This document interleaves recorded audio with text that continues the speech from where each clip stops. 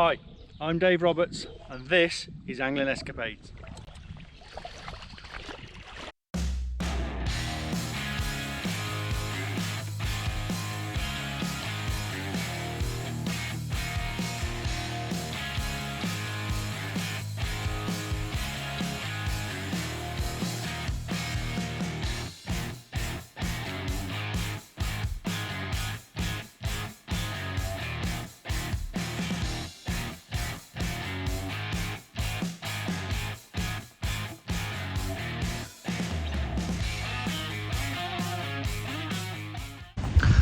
Hello and welcome to Angling Escapades, and you join me and Monty here on the banks, because we can't get any further, of the River Wye, and the date is March 14th, which only means only one thing. It's the last day of the coarse fishing season on rivers in England and Wales, and I'd put all the gear away because, as you can see, it's in full spate. We've had all the snow off the hills melt into the river, and I was expecting the river to be over the banks today, to be honest. And then when I looked at the gauges and realised that the river was just starting to drop, I thought, would it just give us one more bite for the season? I mean, listen, we've had a great season and I'm not being greedy, but you know, it's a long, close season, isn't it? So I thought I'd just come somewhere nice and simple. Literally the van's parked over there. I can drop a rod in here. Barbel's really my only target today, maybe a chub, but I'm going to just chuck a piece of meat out. Let's see if we can get one more bite to end the season in style. Okay, so I'm all set up, ready to go. Real quick setup, real smash and grab job today. Before I start though, I just want to talk a little bit about safety. People get put off by big rivers, and understandably so. This is a big, powerful river. You know, a lot can go wrong by waterways there. So you've got to be confident in what you're doing when you're on the river, when it's in this state. So the first thing, the key for me, is I need to know what this river is doing, whether it's rising or falling. Now we've got this, and it's all across the country on all rivers. We've got river level gauges, and I follow these. These are on a government website, which I'll put a link to, and it tells you whether the river is rising, falling, holding steady. And the key for me is I need to know this river's not going to rise any further, or if it is, how much it's going to come. And over years of using these gauges, I've been able to sort of, you know, pretty much guess what height it's going to be. But the key today is I know this river is falling. I've looked at the gauges right the way up the river, right up to the very top, and it's falling all the way through now. So I know this river isn't going to come up, it's not going to cut me off, it's not going to trap me. You know, that's your first sort of worry and concern, is making sure that you're not putting yourself in danger. And actually, standing on the top of the bank and fishing like this is actually safer than sliding down a bank to get down. So, you know, it does have its, it can be a very safe environment to fish, as long as you're aware of what's going on. And knowing your river is key, because I know where I'm fishing today. Although it might not look very nice and it's boiling and what have you and that, I know that the bank slopes off very steep here, and then I know I can get onto the riverbed. So from a fishing point of view as well, knowing your river, knowing the contours of the bank is going to be hopefully pay dividends. So those are my main concerns: safety, and also, am I fishing in the right place? Am I going to be chucking it on top of a tree? Because if you don't know the water, I could drop that down there and it could be on top of a bush and you're never going to get a bite like that. So there's a few different things to take into consideration, but safety is the first one. I'm happy, I'm safe here. So yeah, we're good to go. Now, equipment wise, it's just simple. I've gone with one bait, meat today. You know, in this sort of water, meat's as good as anything. Pellets maybe, but I find that meat's got a better sort of drawing. It's better at drawing fish into this swim. So nothing too complicated. Meat feeder, meat on the hook. I've got a powerful rod, a 14-foot rod, which I believe is important in these conditions, because you get that rod high, your line's going straight down onto the riverbed. You can let a little bit of a bow out, but you're direct to it. If you've got a short rod, obviously your line, the angle that your line is going into the water, can rub up against all these, you know, we can't see what's under the water here, but there's bound to be branches and brambles and things like that. So a longer rod getting you over that ledge is important. You know, some people like to use specimen rods. I just find heavy feeder rods. I've got some really good feeder rods. This is a Cadence version. It's 14 foot. It's got the power to get those big feeders out and down, and also get them back up, hopefully with a fish on. 12-pound line, 9-pound hook length, no messing around. Size 10 hook, which I've got on a band, which I'm going to pull my bits of meat through. And all I'm looking to do here, really, I've got a bush above me. There is a bit of a slack on the inside here, and as I know the contour of the bank, it drops here. I just want to get my feeder onto the riverbed, and then if I can just work in this area here, I'm not going to put big bows of line out or anything. That's not going to help me, because there's still be a lot of this debris coming down.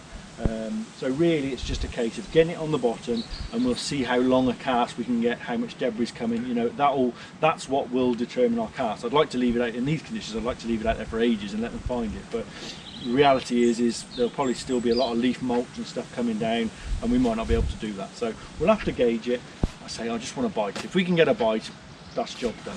Now I've basically got rule of thumb for me on the river, when it's like this, I put a 5-ounce feeder on. So I've got a Drennan grip mesh feeder, and I've got a 5-ounce clip-on lead on there. Or sorry, it's a 4-ounce lead, so I've got 5 ounces in total. Right? Now my rule of thumb is put 5 ounces on, and wherever that holds, that's where I fish. Now in this instance, it's not really the case. I'm just going to drop it where I know the riverbed is, so I'm not going far. But that's going to hold. It's going to give me time in the water. It's not going to get bouncing around. You just don't want your bait to be moving. You want it just to keep it as still as you can. I'm just going to load a little sausage of meat on my hair rig there, like so. Fill that feeder up, and I can pack this into here. You know, I just want something they're going to come and find. I don't want it to wash out. I'm not looking to build up a swim. I'm just looking for flavours that they might be out. If there's an odd fish out looking for bait, they might come and find. And it really is, there's no casting involved. It literally is just a case of dropping it in. So I'm just going to go slightly above myself to there, as it drops down, hits the bottom there. And I'm going to let a bit of a boa line out, just see how that settles there. Yeah, that's not bad. So my line's going directly into the water. The feeder's gone down to there, and then my little bow, and I'm directly above it. And at the moment, you know, it's nice and the tip's nice and slack. And what I would expect is, as some debris comes down, you know, your tip will start sort of bending over more, and you'll get a bit more bend on the tip. And it's a case of just seeing how long a cast you can get before you've got to wind in and clean all your baits off and whatever. And that's really, I mean, the temperature of the water will be down because it's got snow melt in it. But ultimately, really, I think the key will be as to how much rubbish is coming down, how long I can spend in the water and keep that bait down there for a fish to find it. What I don't want is to be sat there for ages with a leaf or something wrapped over my piece of meat, and the fish can smell it but they can't find it.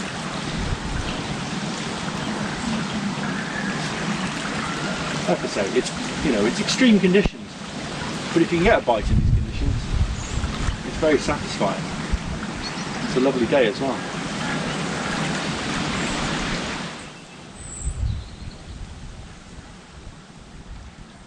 I've been out there about 3 or 4 minutes now, and it's not too bad at all. You know, everything's holding still. It's slack enough here. I'm not getting, there's obviously debris building up on the line, but it's not pulling the rod over the rest or anything. So what I'm going to do now is just wind in now and just have a look and see if my bait is clear.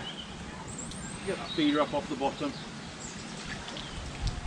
Yeah, bait came back clear, no problem there.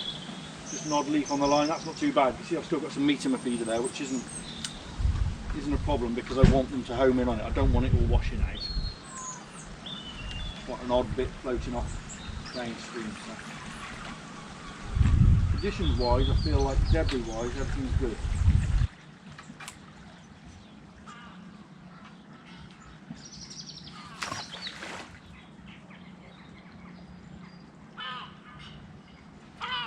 Anything doing?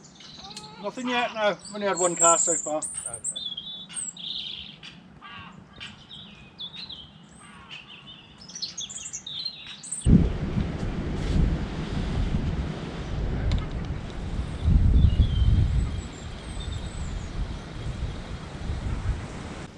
A bit of weed on the line there, leaves and stuff.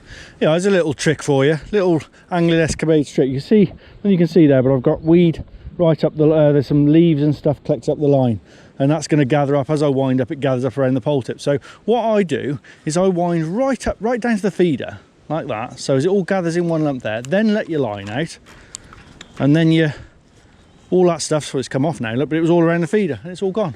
Rather than sort of trying to feel up the line to get those leaves off, if you just wind down to the feeder, it all gathers in a nice little lump, and you can just peel it off around the feeder, load your feeder while you're there, and you're good to go again.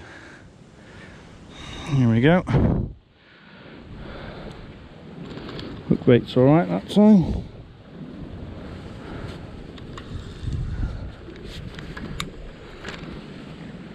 All little tricks that just help, you know, when conditions are a little bit messy. Anything that keeps your bait in the water longer, and anything that just helps you keep your rig tidy,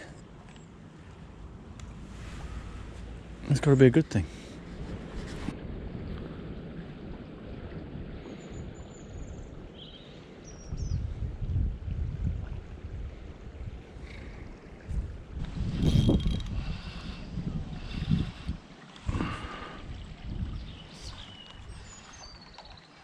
It's not a big fish, but it's a bite.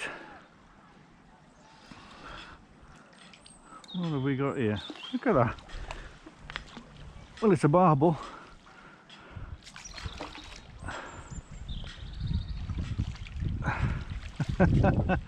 Well, if it's the only bite we have, I'm not too bothered, because we came for a bite and we got a bite, and it's the future of this river, certainly in the barbel population. Look at that little miniature beauty. We don't mind catching them. There are loads of those in the river this year. It shows it's healthy. You know, there's been a good breeding year at some point, and hopefully that little fella will go on to be a big fella. But it's a bite. Let's see if we can catch a bigger one.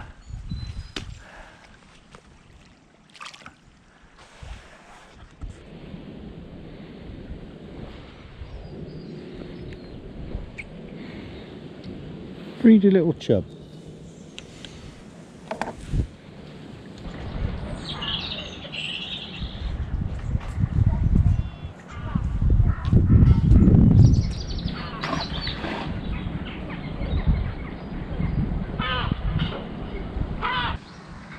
You know, I find it's quite a poignant day, this, more so than ever it feels. You know, this season I've seen so much go on this river, and of all the problems that people say this river's got, I'd say the biggest one is lack of rain through the spring and summer.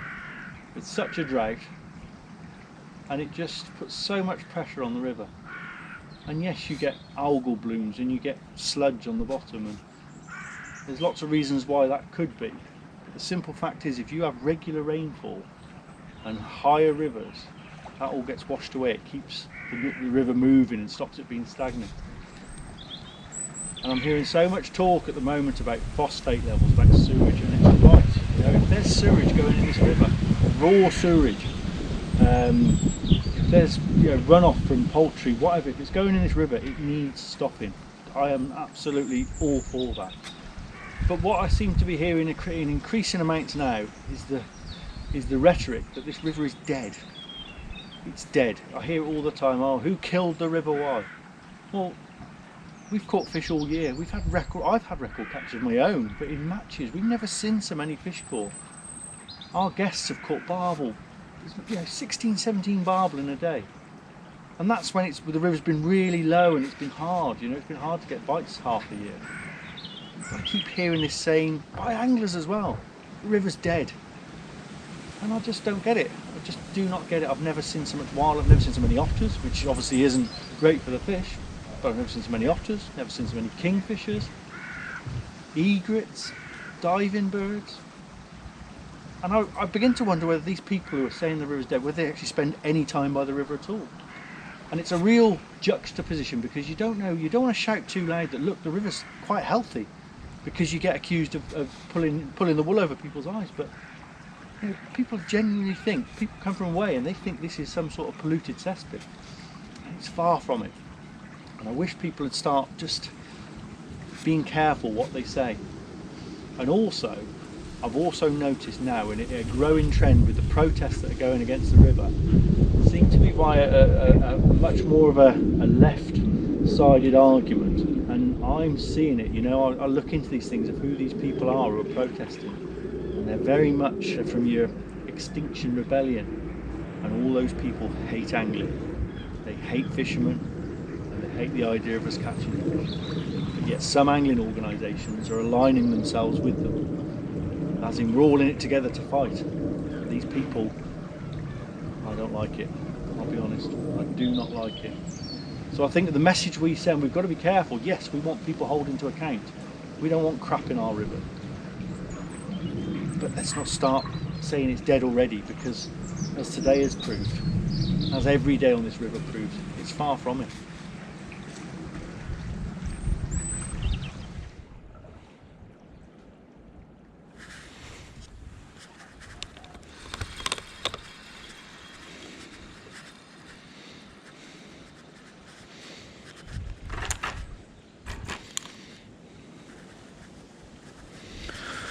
So I'll just take you through my setup today. I've got my standard running feeder rig. Let's get those leaves off there so you can see it. That's just running on a bead. So a 5-ounce feeder, grip mesh feeder, and you can see that meat, I've just wound that in. Some of it's gone, some of it's still in there, and that's what I want in these conditions. I want something that they're going to home in on. I don't want it all washing out straight away, so that's perfect. So I've got that running, no stop above it. You don't need, you know, you'll know if you get a bite in these conditions with it, especially with a hair rig piece of meat. Running down to a buffer bead there for a line stop. Then I've got this length of twizzled line, this twizzled boom, which gives you that extra security there if the feeder's rubbing against that. Also gives it a little bit of a stiffness, so as it kicks away from the feeder, bit of an anti-tangle sort of thing. Hook length's attached to that, and then running down I've got my hair rig piece of meat, which is, you know, size 10 hook, a tube of meat which I've cut with me little pole tubes, and then inside there's just a large bait band, which obviously as you expand it, you put your meat on your needle, you hook it onto the band, expand the band, stretch the band, and then as you pull the meat over the stretched band, as it retracts, obviously it expands inside the meat, and that holds it nice and steady inside. It's an incredibly effective way of holding meat on. You see I've wound that, it's been out in that flow, I've wound that in, it's still on there, so it does hold the meat in place. Nice and simple. That's my feeder rig.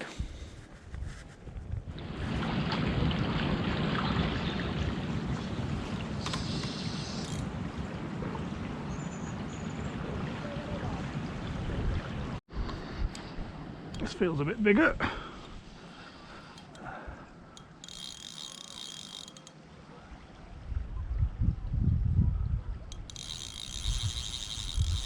Tell you what, I don't want to hang around.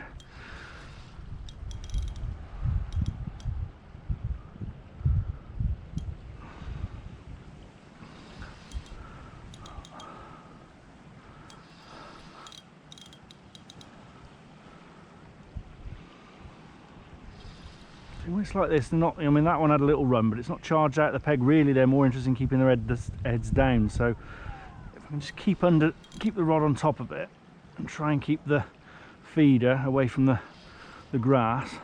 This is where the long rod really comes in, because it's keeping the fish up out there. There we go, that's a better one. Not huge,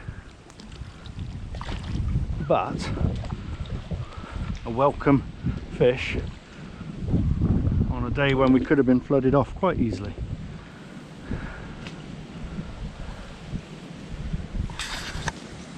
Well, there you go, folks. I said I wanted a bite. I've actually had two. Not the biggest barber in the world, but certainly in these conditions, putting up a great account of itself and screaming the clutch a little bit. And I think, I'm not a greedy man, I could fish on longer, but I think that's a pretty nice way to end the season on a day when, you know, we didn't think we were going to be out at all yesterday. I thought it'd be over the bank, so I'm happy with that. Nice way to end what has been a brilliant season for me personally, for Angling Escapades, for all our guests. We've had some incredible catches, and we'll certainly be trying to get the same again next year. So whatever you spend your close season doing, whether you move on to the still waters, or whether like me you go salmon fishing, or you like to just have a break from it, I hope you enjoy it, and I hope you come back refreshed and raring to go on June the 16th. And this is further proof that this river, you know, it's in good health. I mean, listen, sewerage companies, water companies allowing rubbish and crap to go in our rivers, yes, call them to account, but don't ever tell me this river's dead, because it's far from it. As this little chap proves. Enjoy the close season.